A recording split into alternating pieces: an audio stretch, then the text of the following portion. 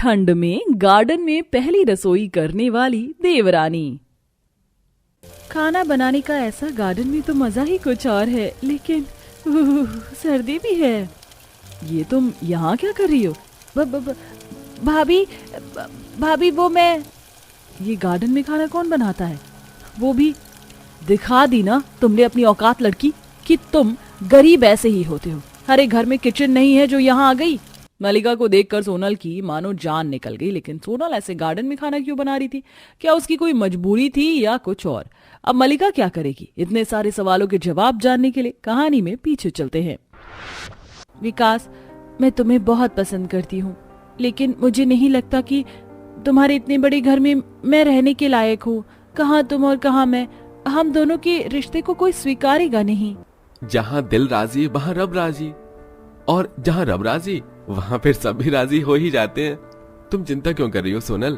तुम ही वो लड़की हो जो मेरे लिए बेस्ट है। मैं बस 5 मिनट में तुम्हें लेने आ रहा हूँ, रेडी रहना।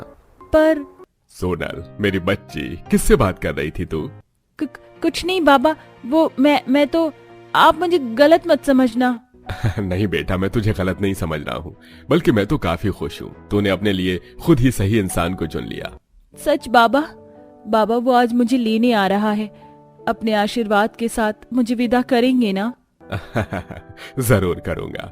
मेरा आशीर्वाद तो हमेशा ही मेरी सोनल के साथ है। सोनल एक गरीब लड़की थी जो कि एक अमीर परिवार के लड़के को पसंद कर बैठी थी। आज वही लड़का सोनल को हमेशा के लिए अपने घर लेकर जाने को आ रहा था। कुछ ही देर बाद विकास सोनल के घर पहुंच गया, जहां उन्होंने शादी की, और सोनल के बाप का आशीर्वाद लेकर वो दोनों ही अपने घर की तरफ को निकल लिए। वाह, कितना सुंदर फूलों और हरियाली से भरा हुआ गार्डन है। विकास, क्या यही हमारा घर है? हाँ सोनल, यही है हमारा प्यारा घर। वो देखो, कितना बड़ा हवेली जैसा घर है। हवेली जैसा नहीं, ये हवेली ही है। अच्छा चलो अब गाड़ी से उतरो। मुझे डर लग रहा है विकास, तुम्हारे घर वाले मुझे। ओहो सोनल, मैं हूं ना, कुछ नहीं होगा। विकास ने सोनल का हाथ पकड़ लिया और वो उसे अपने घर के अंदर लेकर गया, जहां उसकी बहन ने अपने भाई को एक लड़की के साथ आते हुए देख लिया और उसने अपनी माँ और भाभी को इस बारे में बता दिया। अच्छा, तो तुम दोनों 4 सालों से एक दूसरे को जानते हो?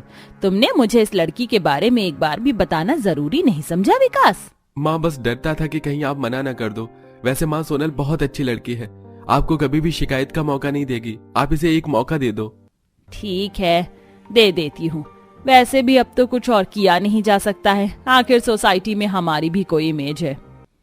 मम्मी जी, आप कुछ मत बोलो मलिका, मैं कुछ सोचकर ही फैसला कर रही हूँ। ठीक है लड़की, क्या नाम बताया था विकास ने? हाँ सोनल, स्वागत है हमारे घर में तुम्हारा।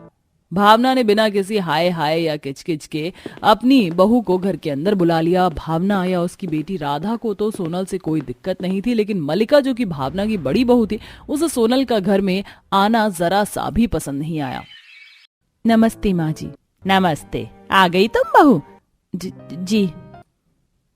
ज्यादा डरो नहीं।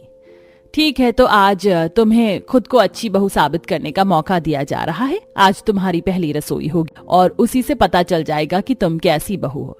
सारा सामान किचन में है। राधा, सोनल को रसोई दिखाओ। अपनी माँ की बात सुनकर राधा सोनल को रसोई दिखाने को ले आई। देखो भाभी, ये रहा हमारा सारा सामान। इधर चम्मच है, इधर क्रॉकरी है, और गैस चूल्हा ये वाला है, और इलेक्ट्रिक चूल्हा इधर है। अब मैं जाऊं? हाँ, चली जाओ। हे भगवान, सिलेंडर, बिजली का चूल्हा, इन्हें तो देखकर ही मेरा दिल सीने से बाहर आने को तैयार है। हे भगवान, मैं यहाँ खाना नहीं बना सकती हूँ। सोनल का वहां दम घुट रहा था, उसे चक्कर भी आ रहे थे। ऐसे में वो रसोई की खिड़की पर आ गई और हे भगवान, अरे कितना सुंदर गार्डन है। फूल, पेड़ पौधे, हरी हरी घास। ठीक है। सोनल ने ऐसे बोलकर रसोई से सारा सामान उठा लिया और उसे लेकर वो गार्डन में आ गई। सर्दी का मौसम था, हवा चल रही है और इस गार्डन में तो ये और भी ठंडी ठंडी लग रही है। लेकिन कोई नहीं, अब मैं यहीं पर खाना बनाऊंगी, तो सबसे पहले मुझे चूल्हे के लिए 2 ईंट कहाँ मिलेंगी? सोनल इधर उधर ईंट ढूंढने लगी। घर की बैक साइड में कुछ ईंटें पड़ी हुई थी जो कि सोनल ने उठाई और उसके बाद उसने चूल्हे में जलाने को लकड़ी ढूंढना शुरू किया। भगवान, यहाँ तो खाना बनाने के लिए अच्छी कसरत हो गई। अब ये लकड़ी कहाँ से लूं? अरे हाँ, सोनल घर के बाहर आई। सड़क के किनारे एक सूखा हुआ पेड़ था। उसने छिपकर उसकी लकड़ी ली और फिर उसने गार्डन में चूल्हा जलाकर खाना बनाना शुरू किया। खाना बनाने का ऐसा गार्डन में तो मजा ही कुछ और है। ये तुम यहाँ क्या कर रही हो? भाभी, भाभी वो मैं, ये गार्डन में खाना कौन बनाता है? वो भी दिखा दी ना तुमने अपनी औकात लड़की, कि तुम गरीब ऐसे ही होते हो। अरे घर में किचन नहीं है जो यहाँ आ गई। ठहरो। अरे माँ का फोन। मलिका अपनी माँ का फोन देखकर वहां से चली गई। सोनल मलिका को देखकर भी अंदर नहीं गई और उसने सारा खाना वहीं बनाया। भाई वाह, मजा आ गया, इसको कहते हैं खाना। सोनल बहू, तूने साबित कर दिखाया कि तू विकास की पसंद है। सच में भाभी, सो गुड। शुक्रिया। सोनल आज बहुत ज्यादा खुश थी क्योंकि उसे ससुराल में अपना लिया गया था। वहीं मलिका उससे मन ही मन जल रही थी। ऐसे ही अगली सुबह। A few deep breaths more. ये कैसी सी स्मेल है? You idiot! वो भाभी, क्या है ना, मेरा चाय का दिल हो रहा था। पूरी कांप रही हो और तब भी तुम्हें यहीं पर चाय बनाने को मिली थी। कितना कोहरा है। ये गार्डन है, किचन नहीं। मैं यहाँ वर्कआउट के लिए आती हूँ और तुम हो कि गार्डन में अपनी रसोई बनाए हुए हो। दफा हो जाओ यहाँ से। और अगर आइंदा मैंने तुम्हें यहाँ खाना बनाते हुए देखा ना, तो माँ को बता दूंगी। मलिका को गुस्से में देखकर सोनल वहां से आ गई, लेकिन दोपहर के वक्त वो फिर से गार्डन में वहीं आ बैठी और वहां पर एक बाल्टी में पानी लिए बर्तन धोने लगी। अभी तक सर्दी का कोहरा कम नहीं हुआ, दोपहर हो गई। अब तो मलिका भाभी आराम कर रही है। यही सही मौका है, जल्दी से बर्तन धोकर बाहर ही खाना बना दूंगी। सोनल बर्तन धो ही रही थी तो वहीं दूसरी तरफ ये कौन है और ऐसे भावना के गार्डन में क्या कर रही है? राह चलते लोग और पड़ोसी वगैरह सोनल को देख रहे थे, लेकिन वो बस अपने में ही मगन थी। उसने बाहर ही खाना वगैरह बनाया और सभी काम निपटा दिए। अगली सुबह जब मलिका वर्कआउट के लिए आई तो उसे मिट्टी नम और साथ में चूल्हे में कोयले मिले। ये जरूर मेरी नाक के नीचे कुछ करके गई होगी, अभी बताती हूँ। मलिका भाभी, यहाँ मेरे साथ आओ ना। राधा मलिका को अपने साथ ले गई, जिसकी वजह से वो उसे कुछ नहीं बोल पाई। लगातार ऐसे ही सिलसिला जारी था। सोनल सर्दी में किसी तरह मलिका की नाक के नीचे से गार्डन में अपने काम निपटा आती थी, जिसकी वजह से मलिका उससे कुछ बोल ही नहीं पाती थी। लेकिन ऐसे में ही एक दिन, भगवान कितनी अच्छी धूप खिल रही है। माँ जी भी घर में नहीं है और भाभी और राधा भी अपने कमरों में हैं। मौका अच्छा है। सोनल ऐसे बोलकर जल्दी से खाना बनाने को बैठ गई। अभी वो खाना बना ही रही थी कि तभी, सोनल बहू। जी जी जी जी माँ जी। हे भगवान, तू तो सच में ही गार्डन को रसोई बनाए हुए है। इसका मतलब मेरी पड़ोसन सही बोल रही थी। माँ जी वो, बस अंदर चल। माँ जी, ये आज से नहीं है, पहले दिन से ही चल रहा है। ये आप सभी को गार्डन में खाना बनाकर खिलाती है। क्यों करती है तू ऐसा? अरे मैंने तुझे अच्छी बहू समझकर अपनाया था, लेकिन तूने हमारी आंखों में धूल झोंक दी। माँ जी, ना इसे सर्दी दिखाई देती है ना गर्मी। बस करो भाभी, मैंने बाहर खाना किसी शौक में नहीं बनाया, मेरी मजबूरी थी। क्या मजबूरी थी? माँ जी, मैं रसोई में काम करने जाती थी, कोशिश करती थी कि यहीं खाना बना लूं, लेकिन माँ जी मुझे गैस, चूल्हे, बिजली की चीजें और सिलेंडर को देखकर डर लगता है। ऐसा लगता है कि जैसे ये चीजें मेरी जान ले लेंगी, क्योंकि मेरी माँ की जान एक गैस चूल्हे ने ही ली थी। सोनल की बात सुनकर सभी बस कुछ देर से शांत से हो गए और फिर भावना बोली, तो ये बात है, लेकिन बहू तुझे हमें इस बारे में बताना चाहिए था ना। अब अगर तू ऐसी हरकतें करेगी तो हम तो गुस्सा करेंगे ही। हो सके तो मुझे माफ कर देना सोनल, मैं बेवजह ही बहुत कुछ तुमसे बोल चुकी हूँ, जबकि मैंने कभी बाहर खाना बनाने का तुमसे रीजन नहीं पूछा। आप माफी मत मांगिए। रो मत भाभी, ज्यादा बड़ी बात नहीं है। ये चीजें बेशक खतरनाक है, लेकिन अगर सावधानी से इस्तेमाल करो तो बहुत काम की भी हैं। अब हम आपको इन्हें सावधानी से इस्तेमाल करना बताएंगे। राधा की बात सुनकर सोनल मुस्कुराने लगी। बस फिर क्या था, उसी दिन से मलिका और राधा ने मिलकर सोनल को किचन की चीजें सावधानी से चलानी बताई। कुछ दिनों में ही सोनल सब कुछ सीख गई और सब फिर खुशी खुशी रहने लगे। अब बहुत हुआ, मैं तो तंग आ चुकी हूँ इन सब चीजों से। क्या सोचकर आई थी इस महल में मैं, और क्या हो गया मेरे साथ। इससे अच्छा तो मैं अपनी तरह ही एक मिडिल क्लास फैमिली में शादी कर लेती। कम से कम इस तरह सभी के सामने मेरी यूं बेइज्जती तो ना होती। आखिरकार ऐसा भी क्या हुआ था जो अलीशा आलीशान महल में शादी करके आने के बावजूद भी इस तरह की बातें कर रही थी? और क्यों उसे शादी पर पछतावा हो रहा था। तो आइए जानते हैं। स्वागत है तुम्हारा हमारे इस शाही आलीशान महल ससुराल में। कैसा लगा तुम्हें तुम्हारा ये आलीशान ससुराल? रानी साहिबा, ये महल तो सच में बहुत खूबसूरत है। मैंने तो कभी सोचा भी नहीं था कि मैं कहीं आलीशान महल की बहू बन सकती हूँ। बहू मैं भले ही इस आलीशान महल की रानी साहिबा हूँ, लेकिन तुम मुझे माँ जी बुला सकती हो। आलीशान महल के सभी लोग मिलकर नई नवेली बहू अलीशा का बड़े प्यार से गृह प्रवेश करते हैं और अब प्रीति अपनी भाभी अलीशा को पूरा महल दिखाती है। अपना सारा आलीशान ससुराल देखकर अब अलीशा अपने आलीशान कमरे में जाती है। कितनी एंटीक चीज है इस पूरे महल में। ये घड़ी तो मुझे 200-300 साल पुरानी लग रही है और ये शीशा भी कितना सुंदर है। चलो अब जल्दी से कपड़े बदलकर आराम कर लेती हूँ। आलीशान महल के इस मखमल वाले बिस्तर पर तो मुझे आज बड़ी अच्छी नींद आएगी। अलीशा अपनी शादी का जोड़ा बदलकर नॉर्मल कपड़े पहन लेती है और जैसे ही अपने मखमल के बिस्तर पर सोने के लिए जाती है तो अचानक उठ पड़ती है। मुझे तो लगा था कि आलीशान महल का आलीशान बिस्तर बिल्कुल मखमल की तरह मुलायम होगा, लेकिन ये तो मेरी पीठ पर इतनी तेज की लगा। इसके नीचे गद्दा है या ईंट पत्थर? अलीशा जैसे ही चादर हटाकर देखती है तो उसे अपनी आंखों पर यकीन नहीं होता। जिसे वो मखमल का बिस्तर समझ रही थी, दरअसल वो अंदर से एक मामूली सा गद्दा था और वो गद्दा ईंट पत्थर के ऊपर बिछा हुआ था।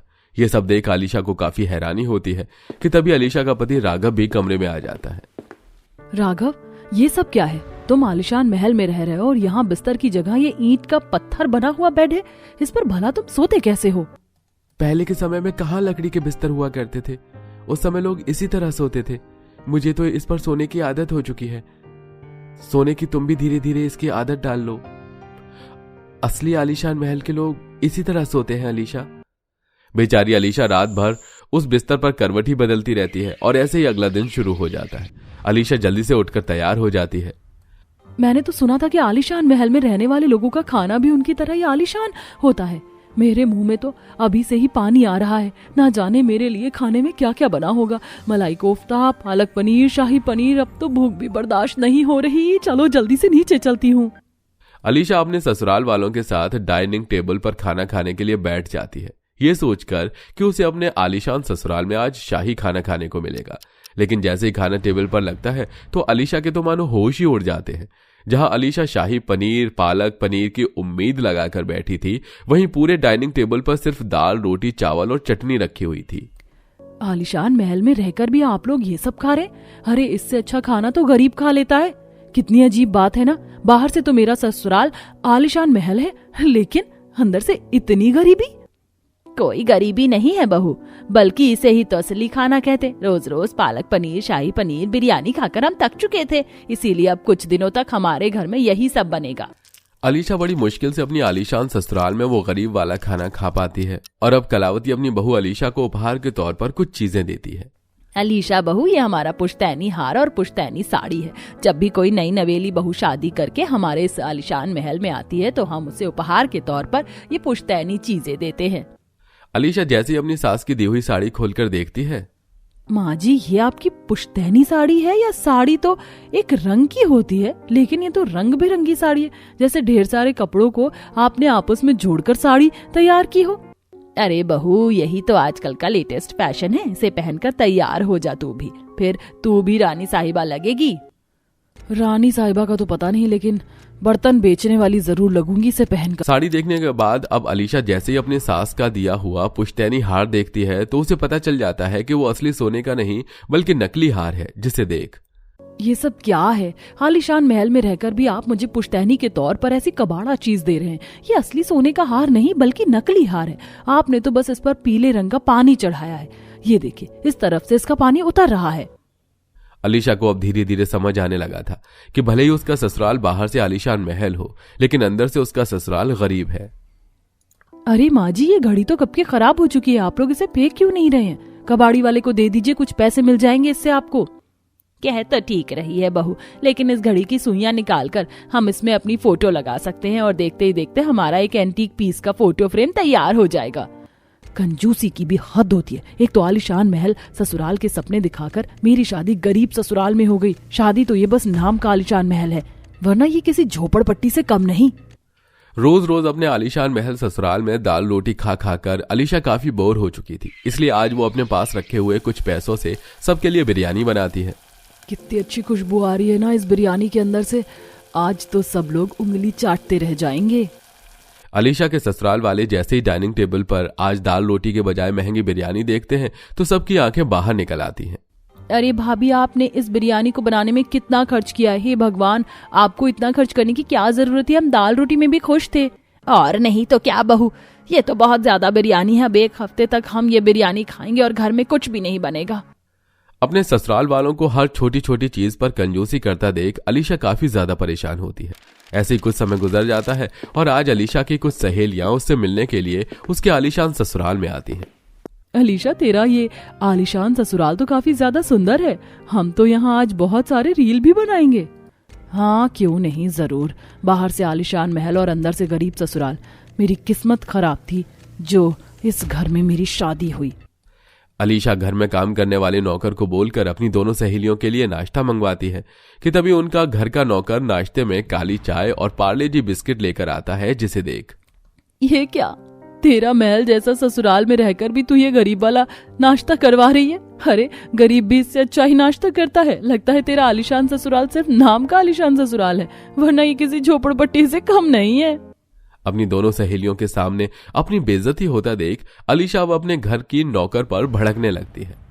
अरे बेवकूफ, कम से कम दूध की चाय तो बना लाते। अरे ऐसी भी क्या कंजूसी करनी, मैं तो परेशान हो चुकी हूँ इन सभी चीजों से। इससे अच्छा कि मैं झोपड़पट्टी में ही शादी कर लेती। ऐसे ही कई दिन गुजर जाते हैं। अलीशा ससुराल वालों के साथ हॉल में बैठी होती है कि तभी उस आलीशान ससुराल में दो बैंकर आते हैं। आप लोगों ने समय से किस्त नहीं भरी है, इसलिए अब हमें आपका ये आलीशान महल सेल करना होगा। क्या किश्त? लेकिन किस बात की किश्त? इन लोगों ने बैंक से 10 लाख रुपए का लोन लेकर अपने आलीशान महल गिरवी रखा था और अभी तक इन्होंने पैसे नहीं चुकाए हैं। अलीशा, तुम तो हमारे घर के हालात जानती हो। बिना पैसे के हम इस आलीशान महल में कैसे गुजारा करते, इसलिए हमने अपना ये महल गिरवी रख दिया ताकि किसी को भी हमारी हालत का पता न चले। सर, क्या आप हमें कुछ महीनों की और मोहलत दे सकते हैं? मैं आपको गारंटी देती हूँ कि मैं जल्द से जल्द सारे पैसे चुका दूंगी। ठीक है, लेकिन सिर्फ कुछ महीनों की मोहलत ही हम आपको दे सकते हैं। इतना कहकर दोनों बैंकर वहां से चले जाते हैं। आप लोग भले ही आलीशान महल में रहते हैं, लेकिन आपका ये आलीशान महल झोपड़पट्टी से कम नहीं। लोन ना लेकर कब तक अपना गुजारा करेंगे? अगर मेहनत करके पैसे कमाते तो अभी तक आपका महल भी छूट चुका होता। अब सब लोग काम करेंगे और सच में इस आलीशान महल को आलीशान महल में बदलेंगे, वरना ज्यादा देर नहीं लगेगी आप सभी को सच में एक झोपड़पट्टी में रहने में। अलीशा बिल्कुल ठीक कह रही है। जो काम हमें पहले कर देना चाहिए था वो हम अब करने जा रहे हैं। अगर हमें सच में झोपड़पट्टी में जिंदगी नहीं काटनी तो हमें अभी सही से मेहनत करनी होगी। सभी घर वालों को अलीशा की बात अच्छे से समझ आ जाती है, जिसके बाद अब सभी मिलकर कुछ न कुछ काम ढूंढ लेते हैं और धीरे धीरे बैंक के लिए हुए लोन के पैसे भी चुकाने लगते हैं। और बीतते समय के साथ साथ वो बैंक के सारे पैसे चुकाकर अब अपने आलीशान महल में सच में आलीशान तरीके से अपनी जिंदगी जीते हैं।